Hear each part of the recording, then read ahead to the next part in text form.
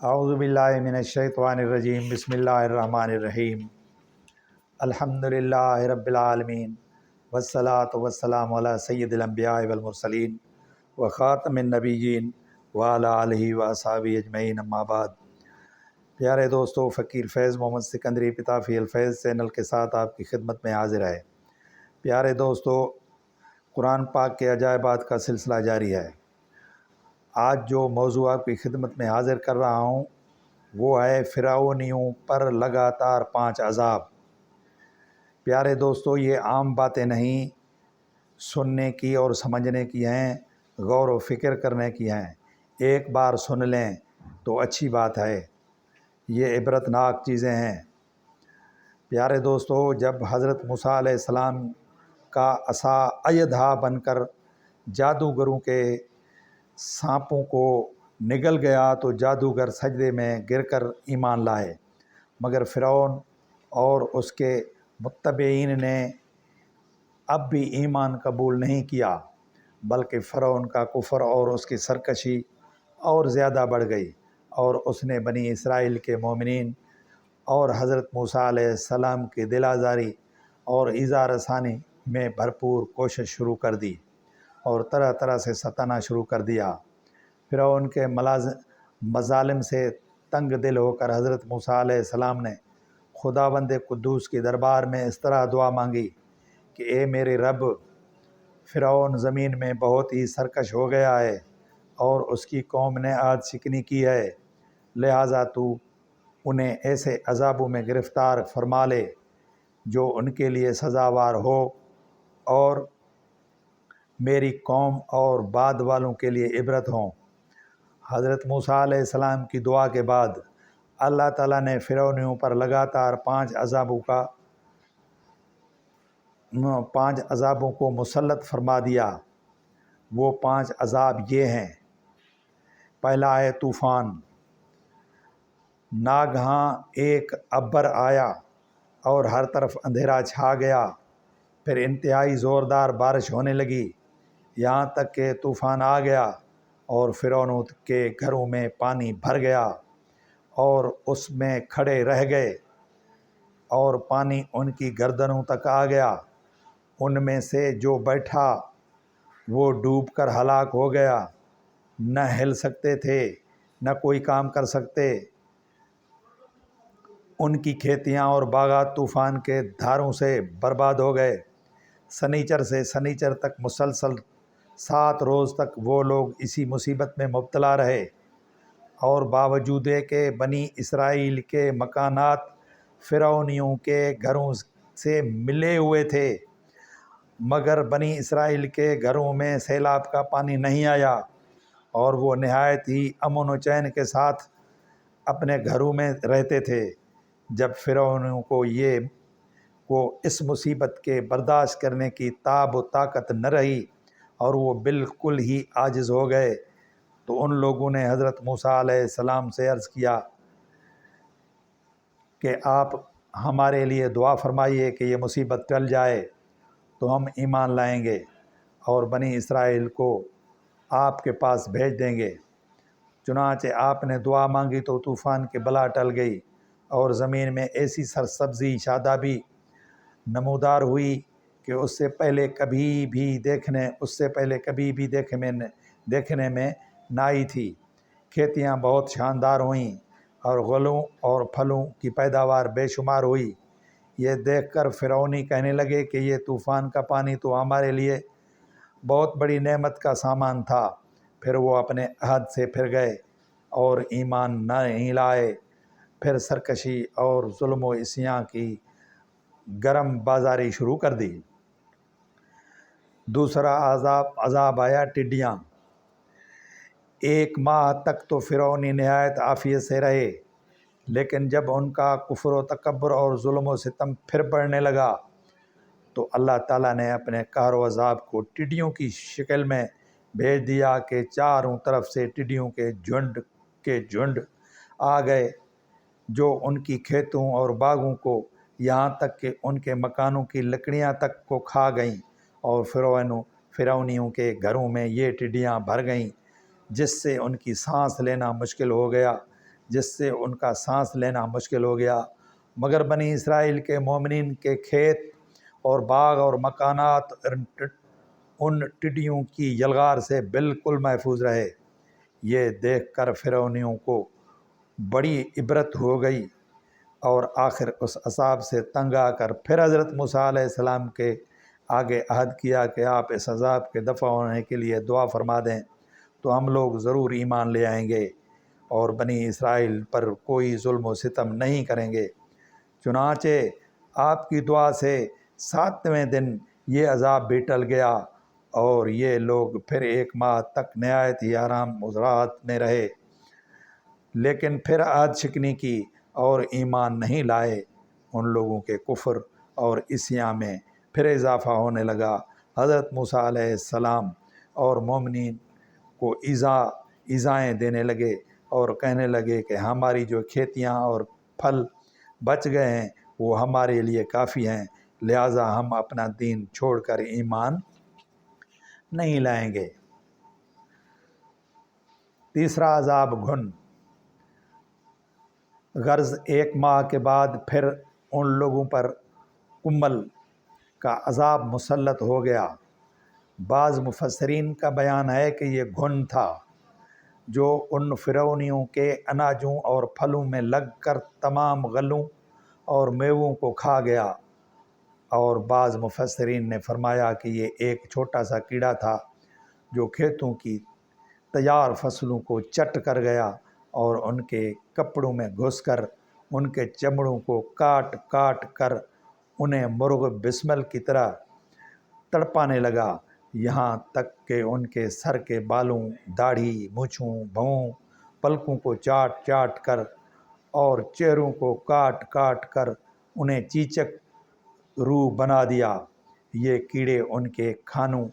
پانیوں اور برتنوں میں گھس جاتے تھے، جس سے یہ لوگ نہ کچھ کھا سکتے تھے، نہ کچھ پی سکتے تھے، نہ لمحہ بھر کے لیے سو سکتے تھے، یہاں تک کہ 1 ہفتے میں اس قہر آسمانی و بلا و ناگہانی سے بلبلا کر یہ لوگ چیخ پڑے اور پھر حضرت موسیٰ علیہ السلام کے حضور حاضر ہو کر دعا کی، درخواست کرنے لگے اور ایمان لانے کا عہد دینے لگے۔ چنانچہ آپ نے ان لوگوں کی یہ بے قراری اور گریہ و زاری پر رحم کھا کر دعا کر دی اور یہ عذاب بھی رفع و دفع ہو گیا۔ لیکن فرعونوں نے پھر اپنے عہد کو توڑ ڈالا اور پہلے سے بھی زیادہ ظلم و عدوان پر کمر بسا ہو گئے۔ پھر 1 ماہ ان لوگوں پر مینڈک کا عذاب نازل ہو گیا۔ چوتھا عذاب مینڈک۔ ان فرعونیوں کی بستیوں اور ان کے گھروں میں اچانک بے شمار مینڈک پیدا ہو گئے اور ان ظالموں کا یہ حال ہو گیا کہ جو آدمی جہاں بھی بیٹھتا ان کی مجلس میں ہزاروں مینڈک بھر جاتے تھے۔ کوئی آدمی بات کرنے یا کھانے کے لیے منہ کھولتا تو اس کے منہ میں مینڈک کود کر گھس جاتے اور ہانڈیوں میں بھی مینڈک، ان کے جسموں پر سینکڑوں مینڈک سوار رہتے، اٹھنے بیٹھنے لیٹنے کسی حالت میں بھی مینڈکوں سے نجات نہیں ملتی تھی۔ اس عذاب سے فرعونی رو پڑے اور پھر روتے گڑ گڑاتے حضرت موسیٰ علیہ السلام کی بارگاہ میں دعا کی بھیک مانگنے کے لیے آئے اور بڑی بڑی قسمیں کھا کر عہد و پیمان کرنے لگے کہ ہم ضرور ایمان لائیں گے اور مومنین کو کبھی ایذا نہیں دیں گے۔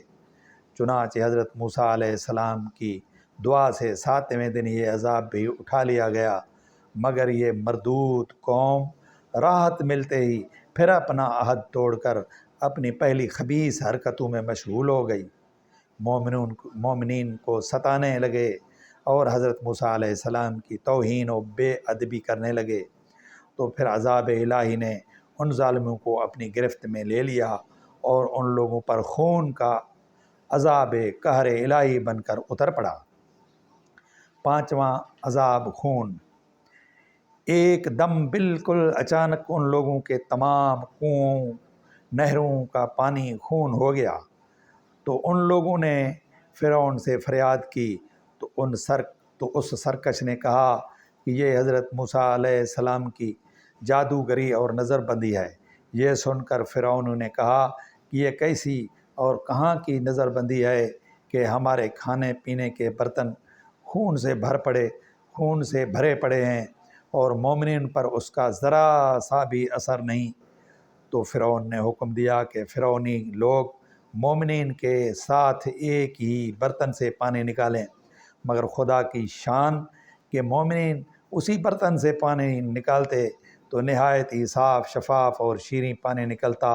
اور فرعونی جب اسی برتن سے پانی نکالتے تو تازہ خالص خون نکلتا، یہاں تک کہ فرعونی لوگ پیاس سے بے قرار ہو کر مومنین کے پاس آئے اور کہا کہ ہم دونوں ایک ہی ساتھ برتن سے ایک ہی ساتھ پانی پئیں گے، مگر قدرت خداوندی کا عجیب جلوہ نظر آتا کہ ایک ہی برتن سے ایک ساتھ منہ لگا کر دونوں پانی پیتے تھے، مگر مومنین کے منہ میں جو جاتا وہ پانی ہوتا تھا، اور فرعون والوں کے منہ میں جو جاتا وہ خون ہوتا تھا۔ مجبور ہو کر فرعونی لوگ گھاس اور درختوں کی جڑیں اور چھالیں چبا چبا کر چوستے تھے، مگر اس کی رطوبت بھی ان کے منہ میں جا کر خون بن جاتی تھی۔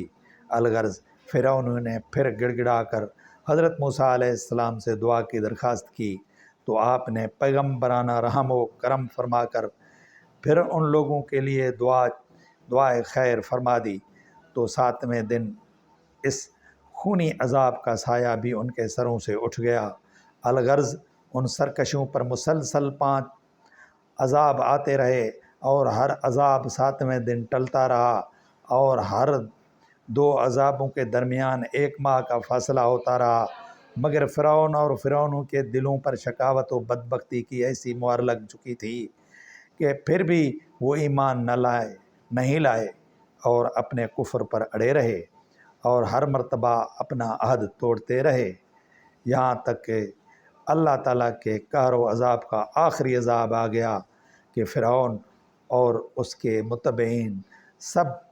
دریائے نیل میں غرق ہو کر ہلاک ہو گئے، اور ہمیشہ کے لیے خدا کی دنیا ان عہد شکنوں اور مردودوں سے پاک و صاف ہو گئی، اور یہ لوگ دنیا سے اس طرح نیست و نابود کر دیے گئے کہ روئے زمین پر ان کی قبروں کا نشان تک بھی باقی نہیں رہ گیا۔ یہ ساوی شریف کا اور جلالین شریف کا حوالہ ہے۔ قرآن مجید نے ان مذکورہ بالا 5 عذابوں کی تصویر کشی ان الفاظ میں کی ہے، یعنی تو بھیجا ہم نے طوفان اور ٹڈی اور گھن یا کلنی یا جوئیں اور میڈک اور خون، جدا جدا نشانیاں، تو انہوں نے تکبر کیا، اور وہ فرعونی مجرم قوم تھی، اور جب ان پر عذاب پڑتا تو وہ کہتے اے موسیٰ ہمارے لیے اپنے رب سے دعا کرو اس عذاب کے سبب جو اس کا تمہارے پاس ہے، بے شک اگر تم ہم پر سے عذاب اٹھا دو گے تو ہم ضرور تم پر ایمان لائیں گے اور بنی اسرائیل کو تمہارے ساتھ کر دیں گے۔ پھر جب ہم ان سے عذاب اٹھا لیتے ایک مدت کے لیے، جس مدت تک انہیں بھیجنا ہے، جب ہی وہ پھر جاتے تو ہم نے ان سے بدلہ لیا تو انہیں دریا میں ڈبو دیا، اس لیے کہ وہ ہماری آیتوں کو جھٹلاتے تھے اور ان سے غفلت برتتے تھے۔ درس ہدایت پہلی ہے کہ ان واقعات سے یہ سبق ملتا ہے کہ عہد شکنی اور اللہ کے نبیوں کی تکذیب اور توہین کتنا بڑا اور ہولناک جرم عظیم ہے کہ اس کی وجہ سے فرعونیوں پر بار بار عذاب الہی قسم قسم کی صورتوں میں اترا، یہاں تک کہ آخر میں وہ دریا میں غرق کر کے دنیا سے فنا کر دیے گئے۔ لہٰذا ہر مسلمان کو عہد شکنی اور سرکشی اور گناہوں سے بچتے رہنا لازم ہے۔ کہ کہیں بد اعمالیوں کی نحوستوں سے ہم پر بھی قہر الہی عذاب کی صورت میں نہ اتر پڑے۔ دوسرا، حضرت موسیٰ علیہ السلام کا صبر و تحمل اور ان کی رقیق القلبی بلا شبہ انتہا کو پہنچی ہوئی تھی کہ بار بار آج چکنی کرنے والے اپنے دشمنوں کی آہ و فغاں پر رحم کھا کر ان کے عذاب کو دفع کرنے کی دعا فرماتے رہے۔ اس عذاب سے معلوم ہوا کہ قوم کے ہادی اور ان کے پیشوا کے لیے صبر و تحمل اور عفو و درگزر کی خصلت انتہائی ضروری ہے، اور علماء کرام کو جو حضرات انبیاء کرام علیہ السلام کے نائبین ہیں ان کے لیے بے حد لازم و ضروری ہے کہ وہ اپنے مخالفین اور بدخواہوں سے انتقام کا جذبہ نہ رکھیں، بلکہ صبر و تحمل کر کے اپنے مجرموں کو بار بار معاف کرتے رہیں، کہ یہ حضرت موسیٰ علیہ السلام کی مقدس سنت بھی ہے۔ اور ہمارے آقا انعامدار، ہمارے نبی آخر الزماں صلی اللہ علیہ وآلہ وسلم کا تو یہ ایک بڑا ہی خاص اور خصوصی طرح امتیاز ہے کہ آپ نے کبھی بھی اپنی ذات کے لیے اپنے دشمنوں سے کوئی بھی انتقام نہیں لیا، بلکہ ہمیشہ ان کو معاف فرما دیا کرتے تھے۔ اور یہ آپ کی مقدس تعلیم کا بہت ہی تابناک اور درخشاں ارشاد ہے کہ سل من قطع کا وافو امن ظلم کا و آسن الا من اساء الیک، یعنی تم سے جو تعلق کاٹے تم اس سے تعلق جوڑو، اور جو تم پر ظلم کرے اس کو معاف کر دو، اور جو تمہارے ساتھ برا برتاؤ کرے تم اس کے ساتھ اچھا سلوک کرو۔ حضرت شیخ سعدی رحمۃ اللہ علیہ نے اسی حدیث کی ترجمانی کرتے ہوئے ارشاد فرمایا کہ بدیرہ بدی سہل باشد جزا اگر مردی احسن الی من اساء، یعنی برائی